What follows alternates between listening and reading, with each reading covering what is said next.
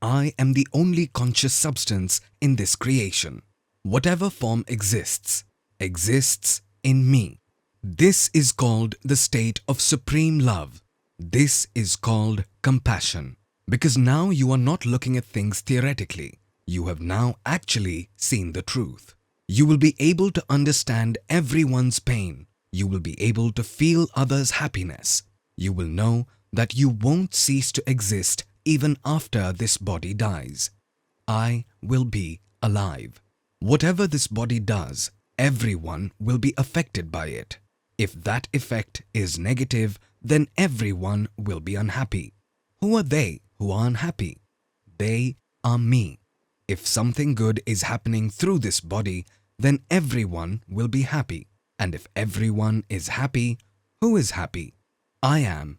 Through this supreme decision, fill light into the darkness of ignorance and become sorrowless and blessed. You can be happy only when your identification from this body is separated. Until you say that you are this body, how can you be happy? Impossible.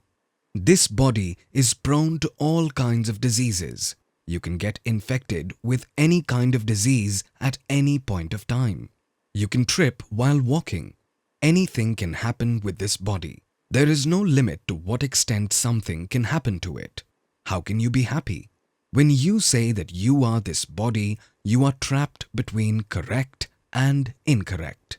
Either you are doing right or wrong through this body, or someone else is doing right or wrong with you. You are trapped. You have a narrow vision, self-centered activities which will clash with all the activities happening around in this world. Imagine the kind of clash that is. If there was only a single clash, it wouldn't be a problem. Self-centered is a point through which you are acting, which is completely different from all the other points. This is called a point of view. You see the life through one point and through which you act. Someone else out there is seeing life through some other point and is acting accordingly. These actions will definitely clash amongst each other. It is inevitable. There will be conflict. There will be stress. There will be problems. So you can't be happy there at all. There are two ways to be happy. One is be happy through some sensation. That sensation which you like, which you prefer. If we give you that sensation, you feel good. This is not a single case. This is everyone's case. This is universal, be it an animal or a human. But the twist here is that the sensation is temporary. It comes and goes. When that sensation occurs, we are happy with that. As soon as that sensation leaves, we become sad. Why are we unhappy? What does sorrow mean? It means that we are eager to have that sensation again. This is what sorrow is. When we get that sensation we want, we are at ease. We are relaxed. For how long? A few seconds? As soon as that sensation disappears, we are not at ease. We again want something, some other sensation. We again want some other good experience. What is the definition of good? Something which I like. Some like mangoes, others like apples. The definition is different for them. Each one of us wants to be happy. No one wants to be sad. Even the person who is committing suicide is doing that because he wasn't happy. He isn't doing it because he wants to be sad. He wants to get rid of sadness. He wasn't happy and he feels that he'll be happy if he commits suicide. Hence the suicide. Whatever we are doing day and night is only for our happiness. But if a wise person observes, he'll catch a flaw in this method. There is a huge flaw in here, because all these sensations which are the cause of your happiness are addictive. What makes you happy today will also be the cause of your sorrow later on. Someone came up and praised you. You felt good. And when someone criticizes, you start feeling bad. If someone behaves amicably with you, you feel happy. And if someone behaves badly, you start feeling sad. And nothing in this world is black or white. It is black and white. Every person has good and bad traits, so nothing is perfect. Everything has its side effects. Whatever medicine you administer, there will be side effects associated with it. And leave medicines, even water has side effects. If your water intake is in excess, it will have side effects. If your water intake is low, that will also have side effects. When you have the exact intake as per your body requirement, then things are okay. But how will that happen? Because when you are thirsty, you don't think about the quantity of water you need to drink. You just drink it. You are not in your senses then. So, when we have a craving for a sensation, we are out of our senses. A person just goes with the flow, but will be sad later on because of that same action, because this feeling is temporary. This temporary feeling is attached to a temporary sensation, or a temporary event, or a temporary situation, or a temporary thought. It occurs and disappears. What is another way to be happy? If this good feeling gets attached to understanding, this is permanent. This doesn't occur and disappear. It doesn't fluctuate because it isn't attached to some sensation, some feelings, some thoughts, some events. It is attached to your existence. What is understanding? I am not something which is attached to some feelings or thoughts. I am that which is unaffected by existence or non-existence of any feeling, thought or sensation. What kind of feeling is this? How will you express it in words? How will it disappear? If you are someone who is dependent on some sensation or a feeling or a thought for being happy, then you'll exist and die. You feel that you exist, but who is having that feeling? You say that you are having that feeling. Who is that you? Is it the body? Body is just an instrument. How will it feel? Is the consciousness inside the body feeling it? So, is that consciousness yours? Is it mine? It is absolutely wrong to say that consciousness is mine. How come is it mine? And if it is mine, who is this me? Can someone question that I am consciousness? No, I am consciousness. It means that anyone, anywhere who is conscious is me if my I is with consciousness. If you can observe its depth, it will be magic. The consciousness which was, is, and will always be. This nature, creations, forms are formed and destroyed. Universe is formed and destroyed. It keeps on changing. Destroyed is a wrong word here. It keeps on changing. It undergoes change all the time. That is the very nature of the universe. That is the very nature of a form. A form can't be changeless. Impossible. A form has to undergo a change. Only formless can be changeless. Understand its depth, that consciousness which was, is, and will be, because that is why it's unique. That is timeless, beyond time. Time can only affect a form. In time, the form can be born and die. But formless is not bothered about time, because neither is it born nor destroyed.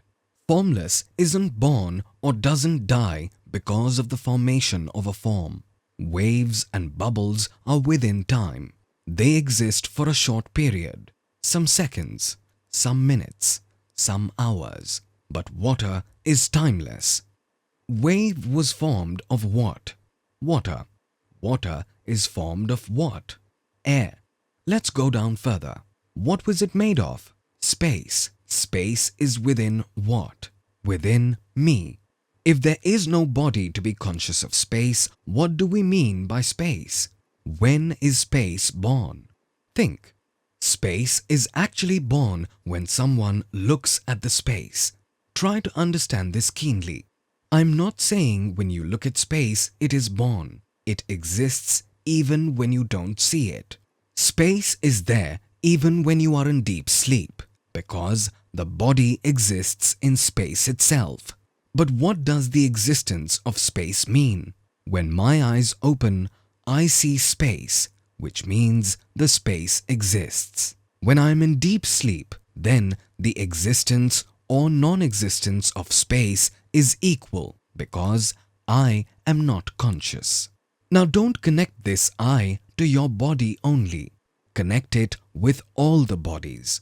Now if this feeling happens through this body or the other, or through an animal, or via anywhere else, that feeling is life. That life which can never die, because I can't die. Until there is awareness, the feeling will exist. If one body dies, others are still there, isn't it? So that feeling will exist, is it not? So I am existing. The feeling of my existence exists. My forms are existing. One form is destroyed, but my other forms exist. Stop saying that I am this form. Start saying I am the formless. Until those forms existed, the feeling of my existence existed. Until when does the forms existed? Till the universe existed. Even if this universe got destroyed, it got created again. Forms were again created within it. Two types of forms were created, living and non-living. Living can feel because it is like an instrument. There is a glass-like stone, a material through which you can see. Nothing can be seen in another material which is not glass-like. What is the difference? Both are material after all. Both are forms. So neither did I get destroyed, nor the feeling of my existence. And even if the feeling of existence gets destroyed, I am still existing. This entire universe gets dissolved. What got destroyed? My feeling of existence. What got destroyed with that feeling? Thought. The same thing which happens in deep sleep. Is deep sleep good or bad? What is better than that? Is any other experience better than deep sleep for you? Every morning there is a struggle. Not for me, but the entire world. 5 more minutes. 10 more minutes. Shift alarm by 20 minutes. I thought I'd wake up in 20 minutes, but got up 2 hours later. Why? Why do we love sleeping so much? What happens in that state? This feeling of existence also doesn't exist there. During the awake time, the feeling of existence happens. Complete software is attached to that feeling of existence, which is called mind. As soon as there is a feeling, something is seen, something is heard. Even if you don't want to, thoughts related to them start instantly. Is it possible that you see something and there are no thoughts related to it? Impossible. As soon as you see a form, a tree, your mind will immediately think of it as a tree. As soon as that happens, all the emotions, feelings related to it will get triggered. The mind will be triggered. The software will be triggered. Actions on the basis of the software will be triggered. There will be reactions on the basis of actions. Getting it? This is all based on what? On the feeling of existence. If there's no feeling, there is nothing of all this. If there is a feeling, everything is there. So whom do we fear? Whom do you fear? Are you afraid of this software getting destroyed? Do you fear what will happen if this software is no more? What is this software giving you which is called mind? The basis on which all the actions and reactions happen. This is all a trap if you observe it closely. What is there in it? Neither can you evade it, nor can you kill it. Neither can it kill you, nor can you kill it. There is no way to kill it. There is a contact with a sound, and your mind doesn't register whose voice it is. That can never happen. Whenever there is a contact with a sound, you will know this is my mother's voice. This is all a mind structure. A person is afraid of whose death? What does he fear? Destruction of the mind? Feeling is not mind. Feeling is consciousness. What is the mind? Whatever is attached to that feeling. How does feeling occur? Through our five senses. What we think about it is all mind. Something touched me here.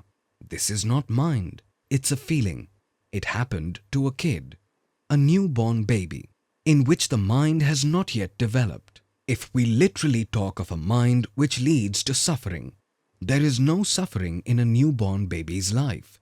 There is pain, but no suffering. There is no sorrow. Pain and sorrow are different things. Pain is good for the survival of body. Where there is pain, we come to know of it. Even when we are thirsty. If being thirsty isn't pain, then what is? Through that pain, we know that we need to drink water. If hunger isn't pain, then what is? Through pain, we find a cure to that pain. So, there is no thought in a newborn baby, which means that there is feeling. If you touch him with love, he'll know it, but he won't think about that at all. The process of thinking is mind. So, are you afraid of the destruction of the mind? Death means what? A man fears death, isn't it? Whose death does he fear? What will die? If this body doesn't exist, then what won't exist? Memories in this body won't exist for sure. People talk about previous lives. What were you before this life? You'll say that you don't remember. There are billions of people in this world, and 99.99999% people do not remember that. But I've read stories about those 0.0000001% people, they do remember. What does your experience say? Even if we consider that there was a body previously, but the memory is erased, isn't it? Did it affect anything? Nothing. Are you afraid of that? When this body doesn't exist, what won't exist? Memory won't exist. Whatever memories are related to this body will be entirely erased. Let it get erased. Memory itself is the root of all the problems. What else disappears? This body disappears. What is attached to this body of yours? The feeling of existence. Is that feeling yours? Ask yourself. When consciousness contacts something through this body, say there's a touch, there's a feeling. Is that feeling yours? How is it yours? Did you buy it from the market? It is not yours. It is this creation's feeling, this nature's feeling, right? It is of consciousness. That consciousness which isn't yours, that which is you. There is a huge difference between both. Whenever you say mine, there are two of them, I and mine, I and you. I am talking about the I where there is no possibility of I and you, only I. This is called absolute freedom, absolute liberation, meaning now if the feeling exists or doesn't exist, how does it matter? That feeling which is attached to this body exists or doesn't. How does it matter? This is liberation. Now whatever is happening with you, be it good or bad, how does it matter? You are free at all three places. Understand three places? One is I am, like it happens in deep sleep. There is no problem at all. Only happiness, only bliss. One is where there is only the feeling of self's existence. You open your eyes and see. You're listening to something, but not putting effort to understand it. This is your feeling of existence. Third stage is when there is some feeling. Lots of thoughts get triggered due to it. You start doing right or wrong because of the triggering of those thoughts. Right or wrong results follow them. Success, failure happens. Correct or incorrect things start happening with our life. So either you are this or that. How does it matter? This is what being happy is. No one can take that happiness away from you. This is absolute happiness because what is it connected to? To your wisdom. How will you change this wisdom? Try it out. Today, you have understood that this earth is not flat. It is spherical. Try to change this understanding. Is there a way to change it? Until someone sees and proves that this earth isn't spherical, it is square. Until then, this earth will be spherical. When you observe the truth from each and every angle possible, you realize that all the paths lead to the same center. You understood it. Now you are trying to doubt it, deny it, and do everything to refute it. But you are unable to do that. This is called absolute understanding. You are trying to challenge this understanding of yours, trying to change this understanding. But there is no probability of that to happen. This understanding is such that if it is crystal clear for once, there is no space for sorrow at all. Meaning that there is a problem at the level of thoughts. There is no problem at the level of understanding. So, at one end you will be sad, fighting, scuffling, and God knows what else. But you will be completely peaceful at the other end. At one end, your body will be in pain, while on the other end, you will be blissful. And that bliss isn't coming and leaving, because that bliss isn't attached to pain or pleasure of your body. The body is in pain, so I am sad. I won't sit and enjoy pain. At the level of pain, I am sad and looking for a cure. I am thirsty, hence I am sad. Now I am searching for water. I am doing whatever possible for water, digging wells and so on. So there was sorrow and it was followed by happiness. Thirst is sorrow, water is happiness. This cycle is continuous, but I am not happy or sad because of this continuous cycle. My happiness is attached to what? That which is independent of the cycle, that which I am actually. There is no change there. Understanding doesn't change. This is called a stable understanding. This is what is called being happy. There is no way to be happy in this world without it. This is the only way to be happy. Happiness which is free from everything. Happiness which is free from thought, which is not dependent upon thought. If this world wants to be happy, they want a thought. Through this supreme decision, fill light into the darkness of ignorance and become sorrowless and blessed. He doesn't say be painless. The pain will come and leave. Sorrow will neither come nor go.